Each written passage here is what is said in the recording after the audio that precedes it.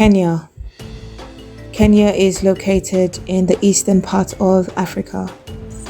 Its terrain rises from a low coastal plain on the Indian Ocean to mountains and plateaus at its center.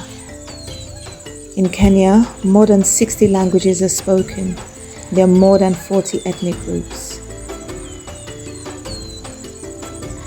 Music and storytelling are important parts of the Kenyan culture. Kenya was a colony of the United Kingdom from 1920 until 1963. Kenya's location between the Indian Ocean and Lake Victoria means that people from all over Africa and the Middle East have traveled and traded across it for centuries.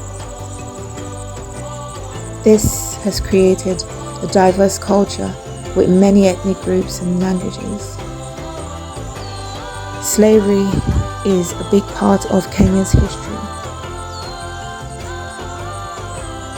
Join me as we go on this journey, walking along the corridors of Kenya and finding out what makes the country thrive as we listen to the thumping heart of Kenya.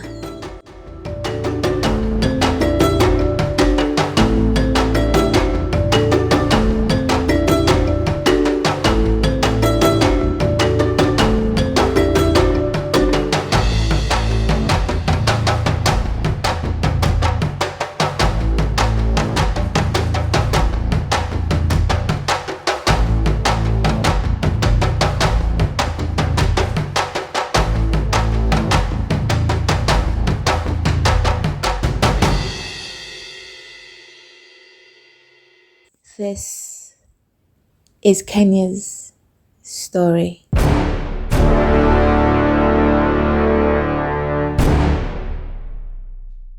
Say Kenya. Kenya. Aww. Kenya Chinese. Rafiki yangu, Jambo.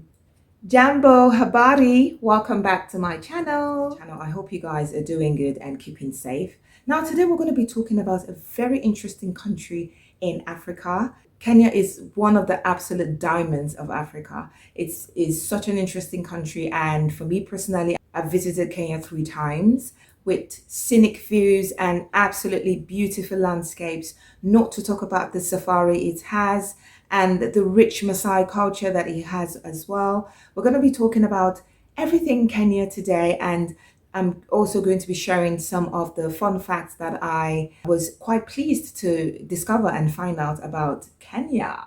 So Kenya is a country in the eastern part of Africa, and it is the 7th most populous country in Africa. Nairobi is the largest city in Kenya, followed by Mombasa. Kenya's current population is estimated at 53.7 million people. So Kenya borders 5 countries. It borders Tanzania, Somalia, Ethiopia, South Sudan, and Uganda. Now, Kenya was the first country in the world to have mobile transfers. And another thing I found really interesting about them is that they drive on the left-hand side of the road, just like they do in the UK and in Australia. So let's dive into some of the absolutely interesting facts about Kenya. So Kenya actually got its name from Mount Kenya, which is the 2nd largest mountain peak in Africa. Now, I'm sure a lot of you know that Kenya has got stunning beaches. It's got an amazing coastline. Kenya and South Africa are competing on safari, but we're going to talk about all of that. Millions of people visit Kenya each year because of its rich safari. Now, wildlife in Kenya is abundant. They have not just the Big Five. The Big Five predominantly sits proud in the country's National Reserve Park. The Big Five consisting of lions, elephants, leopards, rhinoceroses, and buffaloes. But they also have an abundance of exotic animals who are very well protected by the laws and regulations of the country, which basically protects these animals to live freely in their natural habitat without the fear of being poached or hunted or killed for their hide. An abundance of giraffes, zebras, cheetahs, you name it. Now, during July and August is the massive migration of the wildebeests, where the wildebeests cross from the Mara River into the National Reserve Park. It is a stunning and amazing sight to behold. And I didn't get to see this when I went on a visit because I went in a totally different month. I mean, I can't even begin to explain how beautiful Kenya is when it comes to animals, when it comes to the wildlife, and the fact that it has been reserved. When they say the reserve national park, it is reserved. They are beautiful creatures to behold.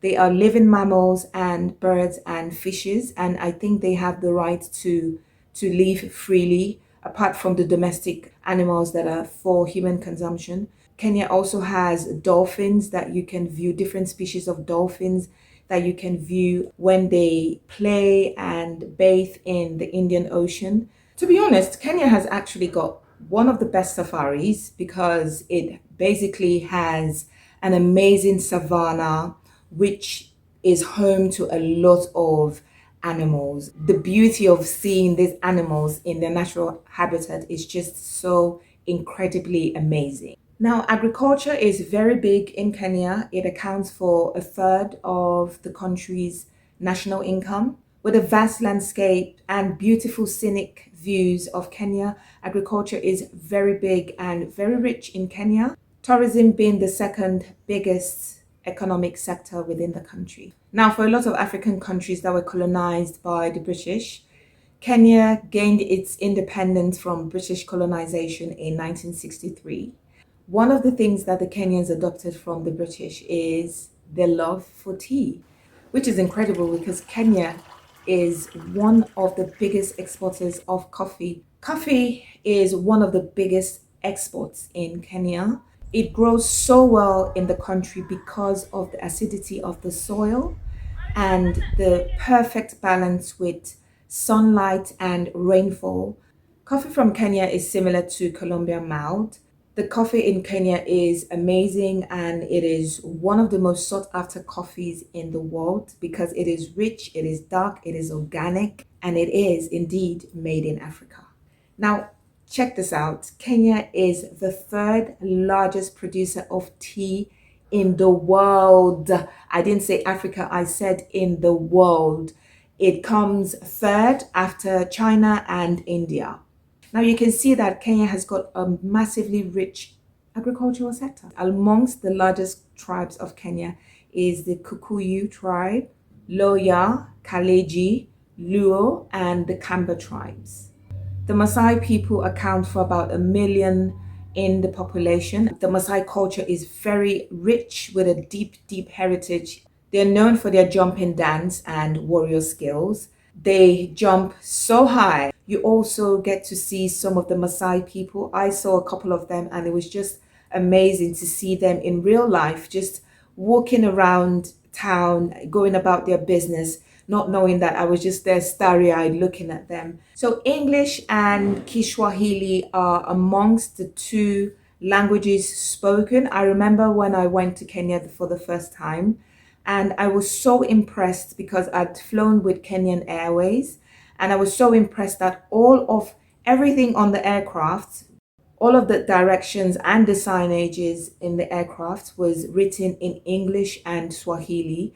And I was really impressed because, I mean, like where I'm from, if you try that, coming from a country that has 100 languages spoken. Now, even though we do have three main languages here in Nigeria, it will still be a little bit messy if you do write the English signages and then have to write all of that. And I was very happy to learn a few words in Swahili.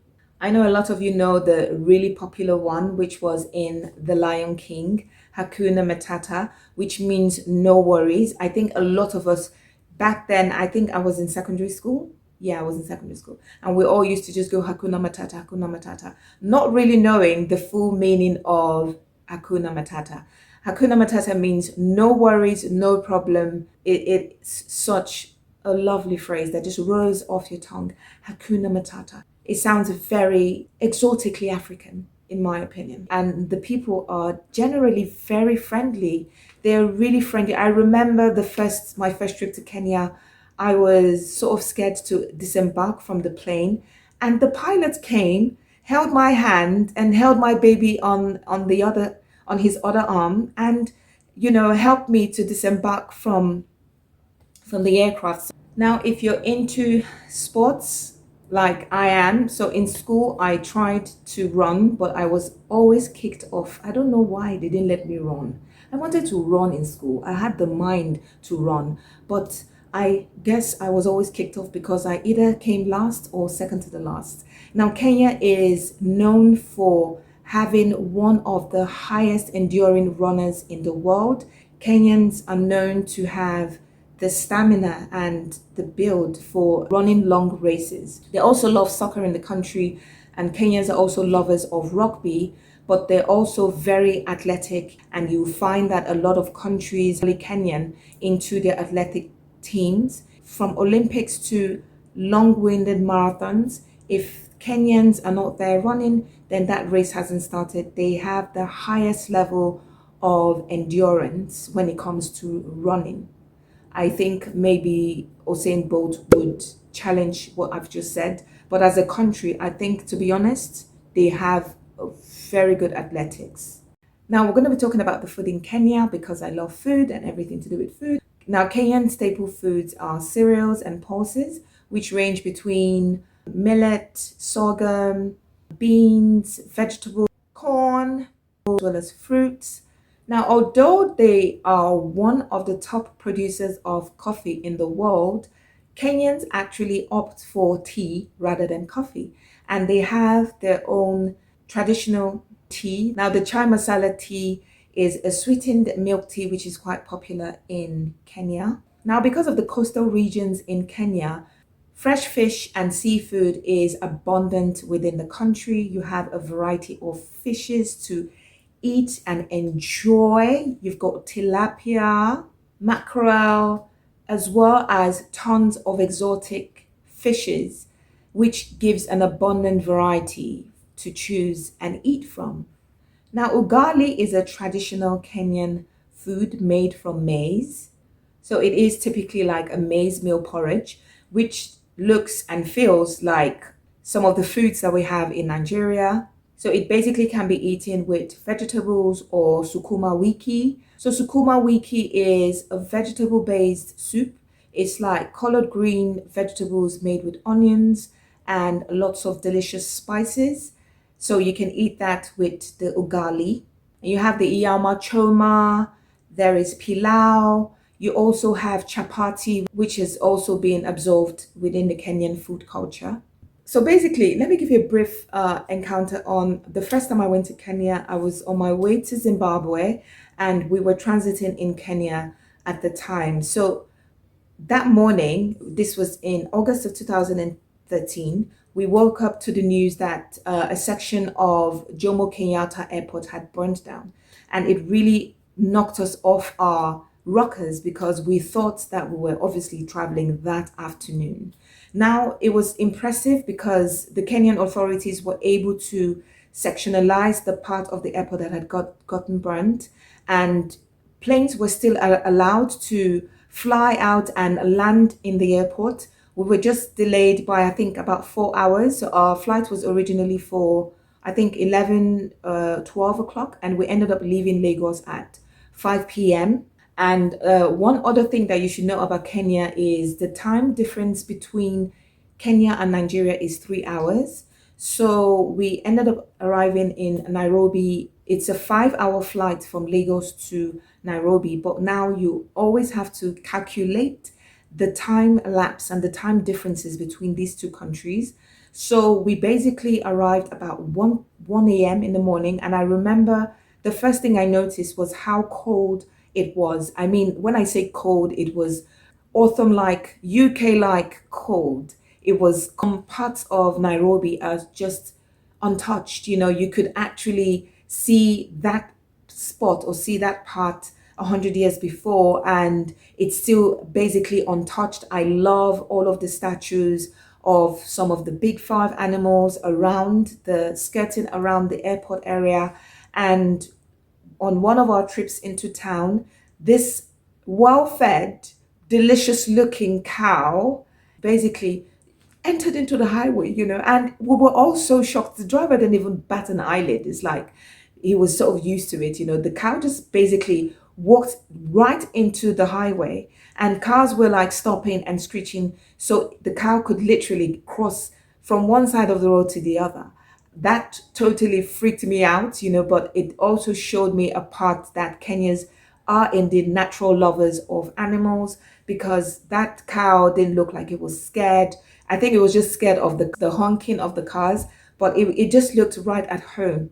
So my experience with Kenya, I think Kenya is a country that you literally have to visit within Africa.